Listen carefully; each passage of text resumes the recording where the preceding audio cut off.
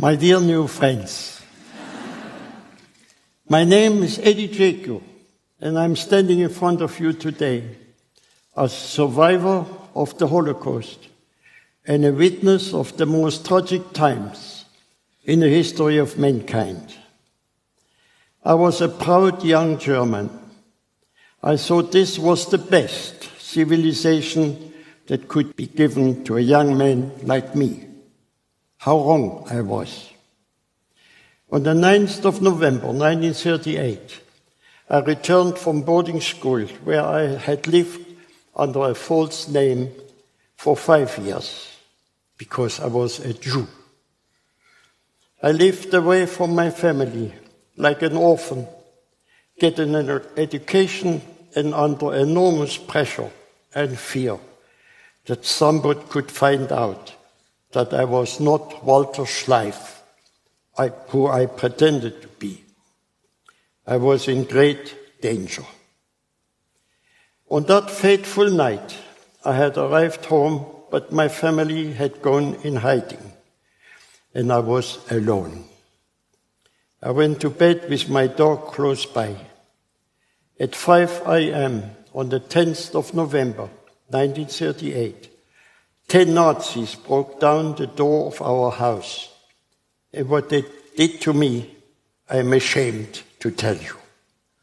It was so bad that I believed, Eddie, you're going to die today. After they made me witness the demolishing of our 200-year-old house and murdering my beloved dog Lulu, who had tried to protect me. In front of my eyes, I lost my dignity, my freedom, and my faith in humanity. I lost everything I lived for. I was reduced from a man to being nothing. What happened to my country where I was born in?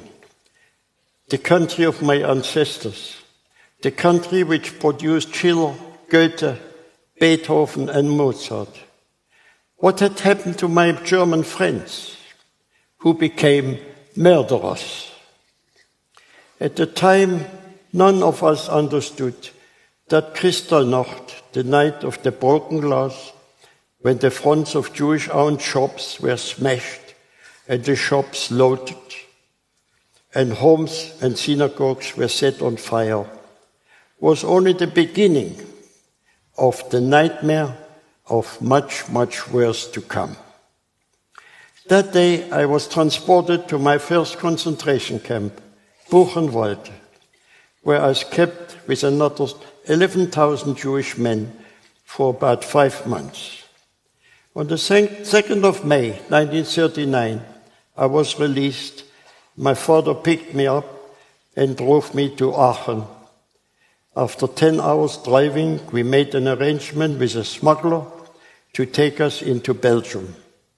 I spent 2 weeks there with my dad in an apartment until I was arrested by Belgian police as a German, not a Jew, and interned in a camp with 4,000 other Germans. On the 10th of May 1940, the camp was liquidated. We split up in Dunkirk, and I continued on to Lyon. There I was arrested by French police and sent to Gurs, a terrible camp with 6,000 Germans. After my internments and camps, I was finally transported to what became my hell on earth, Auschwitz. My parents and sister were also transported to Auschwitz, and I was never to see my parents again. I did not have a chance to say goodbye to my beloved mother, and I have missed her every day of my life. If you have the opportunity today, please go home and make sure you tell your mom how much you love her. Please do this for your new friend, Eddie. I was lucky enough, managed to escape what became known as the Death March, and I hid in a forest alone for many months before I was found by the American army. But I'm standing here today happy man, who enjoys life with a wonderful wife and a beautiful family. I do not hate anyone. Hate is a disease which may destroy your enemy, but will also destroy you in the process. I'm doing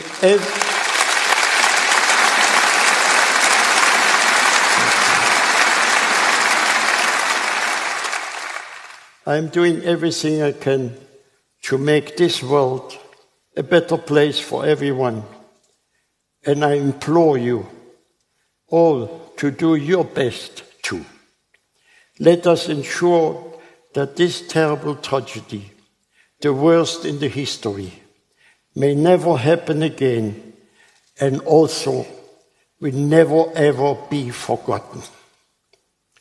After many years of hardship and hiding, on the 7th September 1945, after a long journey by train, I entered back into Belgium without any papers. Very shortly after that, I met and married my wife, Flor, to whom I have been married for 73 years.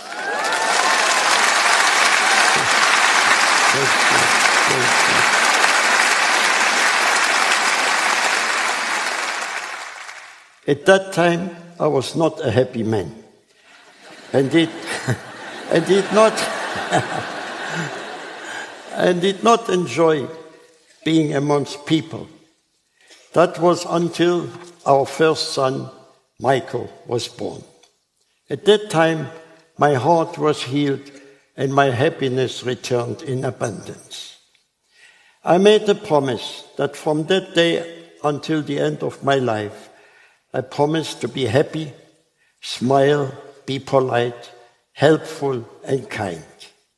I also promised to never put my foot on German soil again. Today I stand in front of you, a man who has kept all those promises. My greatest happiness comes from my family, my wife, 2 sons, Michael and Andre, my many grandchildren and great-grandchildren, who all bring so much joy. Today I teach and share happiness with everyone I meet. Happiness does not fall from the sky. It's in your hands. If you're healthy and happy, you're a millionaire. Happiness also brings good health to the body and mind, and I attribute to my 99 years of health mostly to the positive and happy attitude.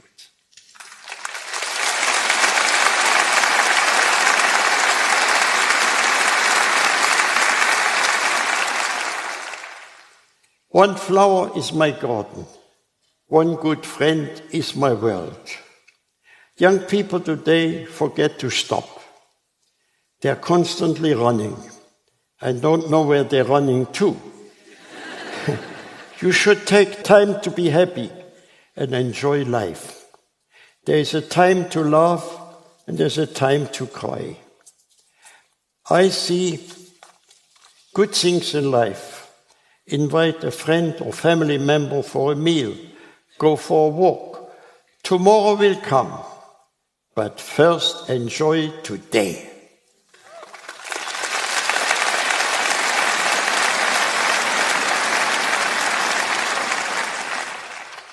I wonder how people exist without friendship, without people to share their secret, hopes and dreams, to share good fortune or sad losses.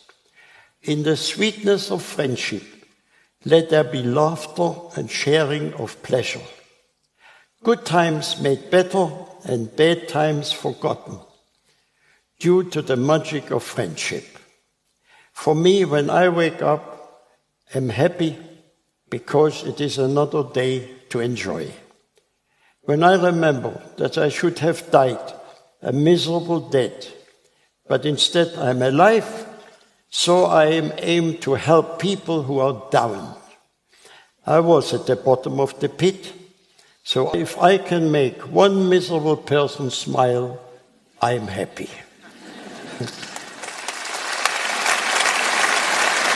Thank you. Remember these words. Please do not walk in front of me. I may not be able to follow. Please do not walk behind me.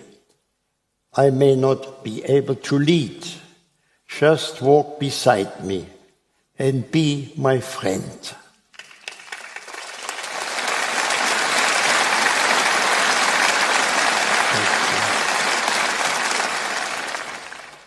I will end my talk with a wish from my heart to all your hearts.